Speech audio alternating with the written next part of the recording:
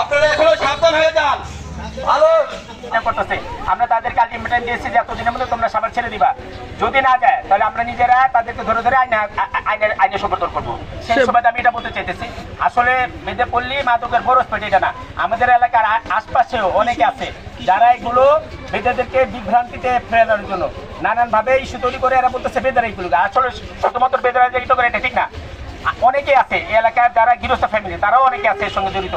আমরা চাইতেছি এখন বেদে এবং গৃহস্থ ফ্যামিলি যারা আছে সবাই মিলে যৌথ অভিযান দিয়ে আমরা এটারে নির্মূল করব।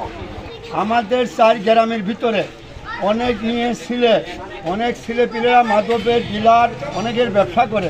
বাবা আপনাদের সাংবাদিক কাছে অনুরোধ করি, সাংবাদিক, পুলিশ, র্যাব, বিটিভি যারা আছেন আমাদের সহায়তা করে, আমাদের বাপদাদার দেশ, আমরা বেদে মানুষ, আমরা অনেক পরিশ্রম কষ্ট করে আমাদের মই মুরব্বী জায়গা বাসা করে এখানে অবস্থা করতেছি।